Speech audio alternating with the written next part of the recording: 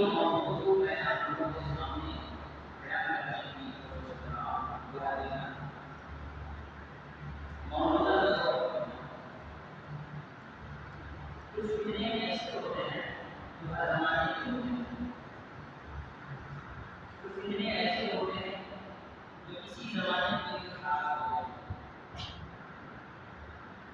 آج کی تاریخ میں ہمارے سامنے مسلمان کے سامنے اتنے قسم کے فتنے ہیں اسے سمجھنے کی کوشش کریں۔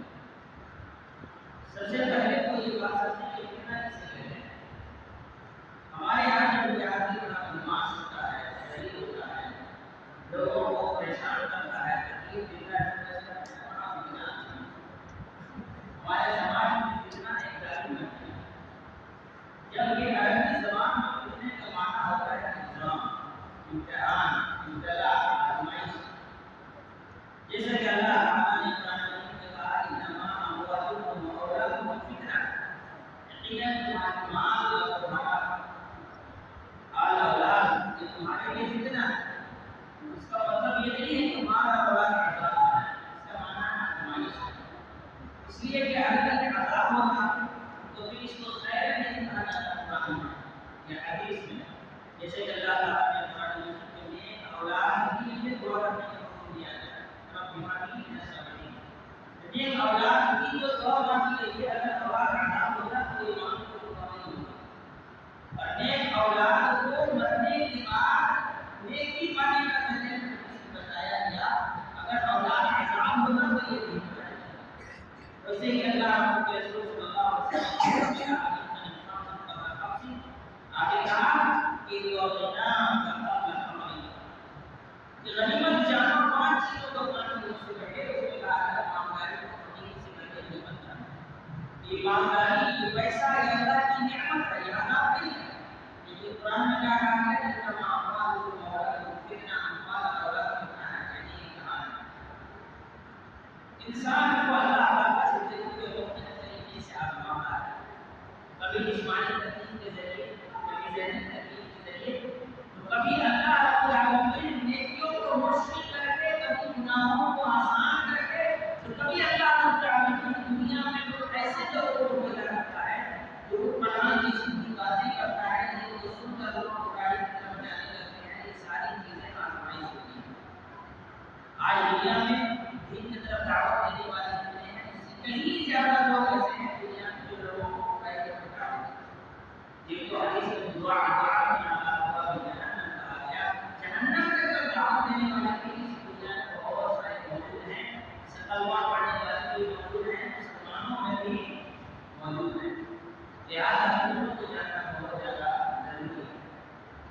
اللہ تعالیٰ نے فرمایا حسب الناس ان يتركوا ان يقولوا لا اله الا الله وهم يشركون۔ کیا لوگوں نے یہ سوچا ہے کہ لا الہ الا اللہ کہتے ہیں تو وہ چھوڑ دیا جائے گا، ان کا امتحان نہیں ہوگا، ان کی آزمائش نہیں ہوگی؟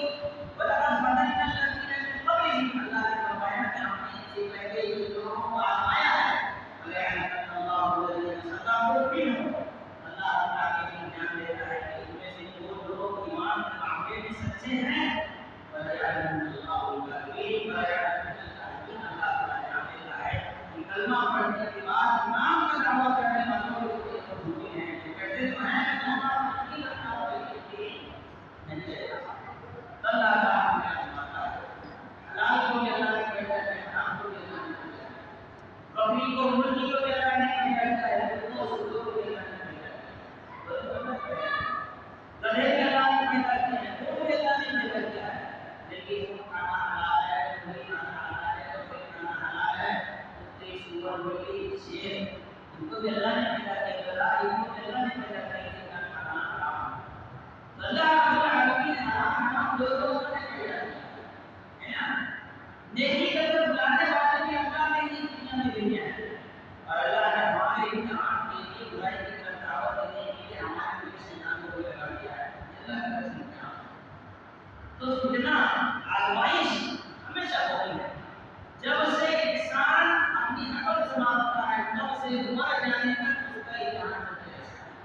مختلف طریقے سے اللہ تعالیٰ انسان کو آزماتا ہے۔ انسان کے سامنے فتنے ہوتے ہیں، فتنہ دو قسم کا ہوتا ہے۔ ایک وہ فتنہ ہوتا ہے جس کا ایک متعین مدت کا اس کا اثر ہے، اور ایک وہ فتنہ ہے جو ہمیشہ کے لیے ہے۔ جیسے مثال کے طور پر کوئی دجال کے بارے میں بات کرے تو دجال سے نقصان کا ہوگا گزرتا ہے، لیکن اس کا اثر اس وقت پر کے لیے ہے۔ اس سے متاثر ہونے والے، اس کو ہم ماننے والے اسی زمانے کے معنی ہیں، اس کے ظاہر ہونے سے پہلے یا اس کے بعد جانے کے بعد دجال کو ماننے والا کوئی وجہ سے نہیں۔ یہ وہ فتنہ ہے دجال جو وقتی ہے، ایک زمانے کے لیے محدود ہے، لیکن کچھ فتنے ایسے ہیں جو ہمیشہ رہنے والے ہیں، مرتے دم تک رہنے والے ہیں۔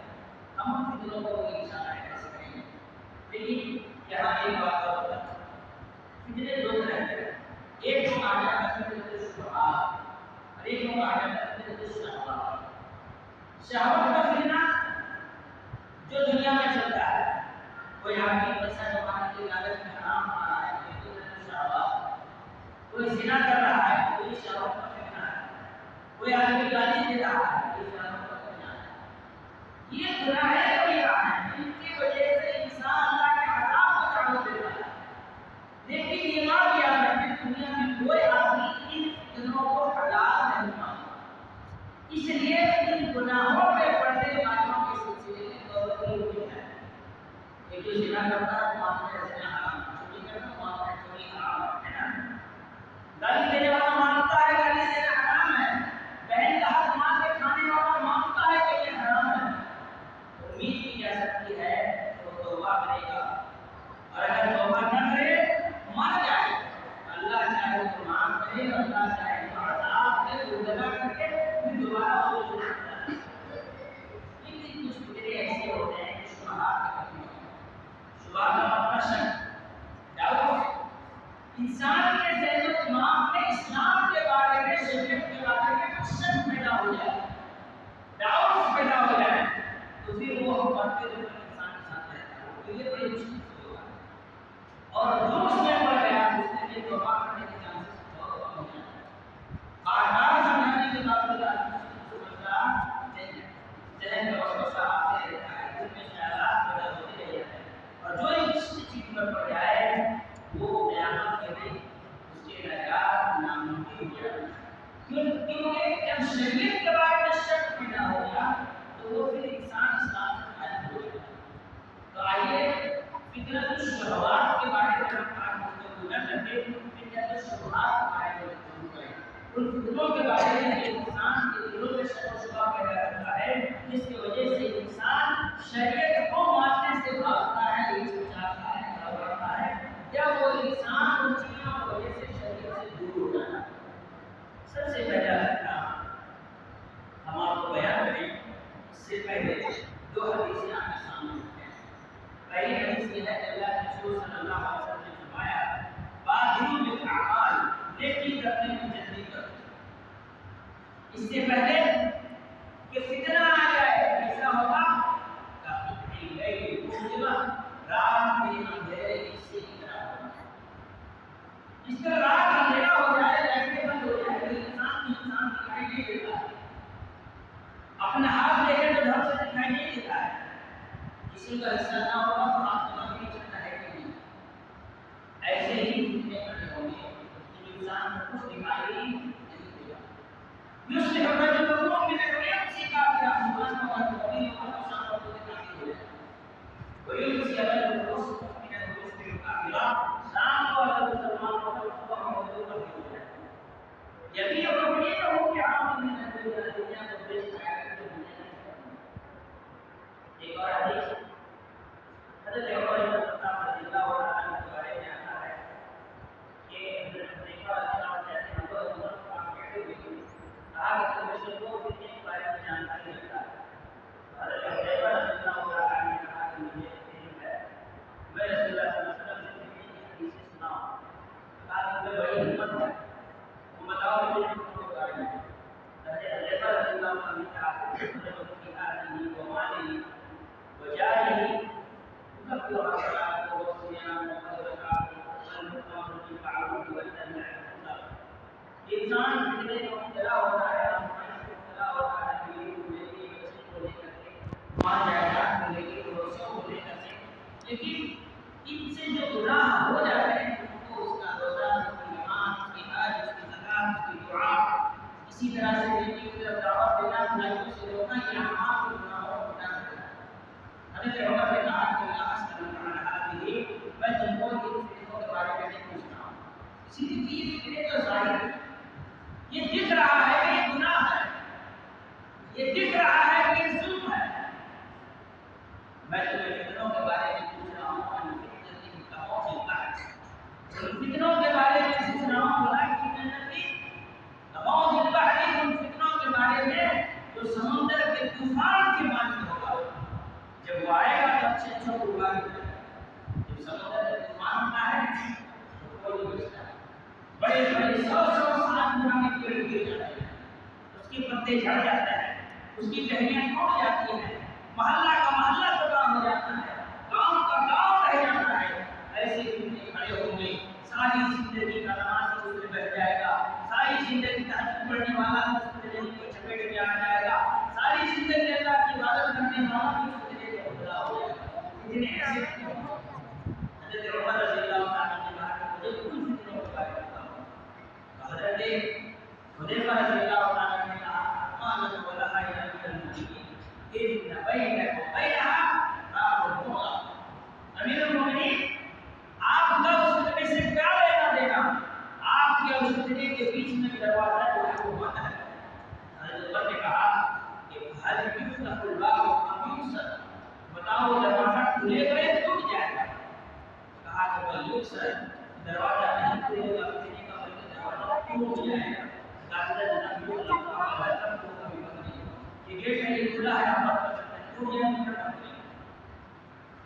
محدثین اکرام نے کہا یہ حکومت کی شہادت کی خبر ہے، عمر کی شہادت کے بعد امت کے سامنے ایسے فتنے کھڑے ہوں گے، ایسے فتنے کھڑے ہوں گے تو اس فتنے کے چپیٹ میں ساری زندگی عبادت کرنے والا آدمی پھنس جائے گا، ساری زندگی اللہ کو راضی کرنے کی کوشش کرنے والا بھی پھنس جائے گا، بڑے بڑے اچھے اچھے نیک متقی پرہیزگار دیندار گھرانے کے لوگ اس فتنے میں مبتلا ہو جائیں گے۔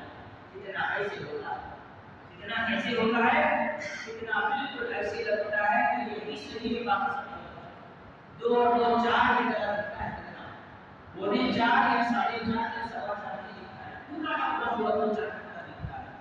فتنے میں پڑھنے والے یہی کہتے ہیں اگر دیکھتے ہیں تو صحیح پورا 2 اور 2 4 لکھ رہے ہیں، ایک اور ایک 11 کی طرح لکھ رہے ہیں، آپ کیسے اس کا مطلب ہے، یہی ہوتا ہے نا، فتنے ایسے کھڑے ہوتے ہیں۔ ایک مثال دیتا ہوں، کوئی بات آگے بڑھیں گے۔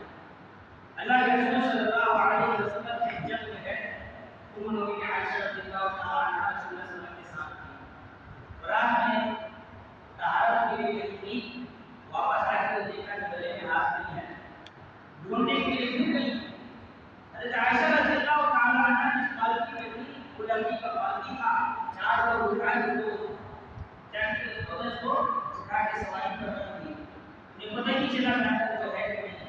اب سوچیں کہ آدمی کا 40 کلو ہو، 42 کلو، 50 کلو ہو، ایک بڑے عورت بھی جس کا وزن 70-80 کلو ایک کنٹل ہو، اس کو 4 لوگ اٹھائے، کتنا پتہ چلے گا آپ 40 کلو آدمی کا آدمی ہے کہ نہیں۔ ام المؤمنین عائشہ رضی اللہ تعالی عنہا ہلکی پھلکی تھی، وزن بہت زیادہ بھاری نہیں، ہلکی پھلکی تھی، جب ام المؤمنین عائشہ رضی اللہ تعالی عنہا وزن بٹھائیں گے نہیں، پتہ ہی چلا اٹھایا، پالکی میں رکھا اور چلے گئے سب کے لگے۔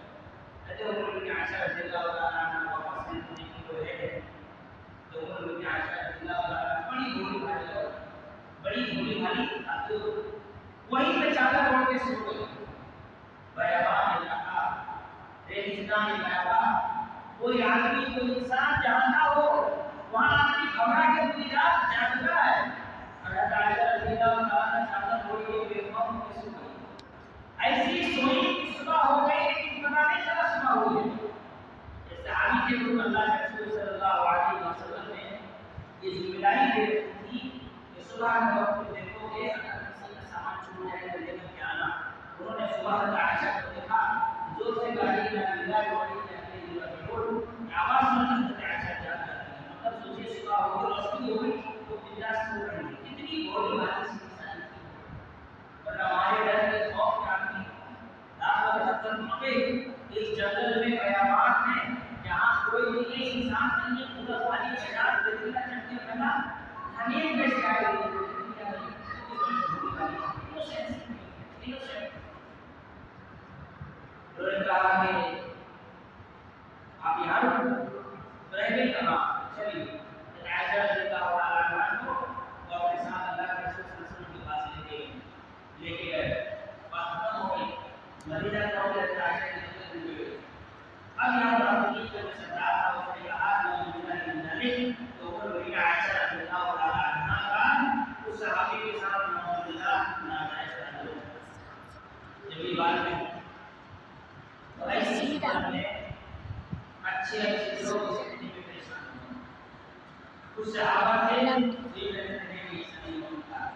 نبی کی بیوی شراب نہیں کر سکتی. کچھ صحابہ سے وہ کہنے لگے پتہ نہیں ہو سکتا نہیں ہو سکتا ہے, ہم نے انکار کر سکتے ہیں نا, اقرار کر سکتے ہیں. وہ خاموش ہو گئے. شک ان کے دل میں پیدا ہوا, لیکن دل نہیں مان رہا ہے. شک بھی ہو رہا ہے, دل نہیں مان رہا ہے. کچھ لوگ خاموش ہو جا رہے ہیں. اب کچھ صحابہ تھے, صحابی ہیں, اللہ کے رسول اللہ کے صحابی ہیں, لیکن ان کے دل میں شک اس لیے پیدا ہوا بلکہ یہ فتنہ ایسے گھسا انہوں نے مان لیا کہ رسول اللہ عائشہ رضی اللہ عنہا معلوم ہے. کچھ لوگ ایسے بھی تھے. اللہ تعالیٰ نے وہی لوگ دلوں کے لیے آزمائش کی طور پر جب تک وہ نازل نہیں, اللہ تعالیٰ نے ام المؤمنین عائشہ رضی اللہ عنہا کی برات پر آیت نازل نہیں کی, تب تک سب لوگ پریشان تھے. فتنے ایسے ہوتے ہیں, اچھے اچھے سمجھدار لوگ بھی پھنس جاتے ہیں.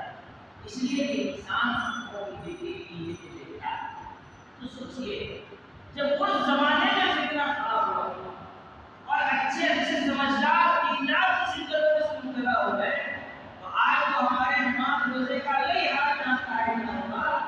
آج فتنے کھڑے ہو گئے تو ہم کیوں نہیں کرتے جائیں. لہٰذا ہمارے لیے ضروری ہے کہ ہم فتنوں کو سمجھتے رہیں, جانتے رہیں, اسلام کے بنیادی اصولوں کو یاد رکھیں.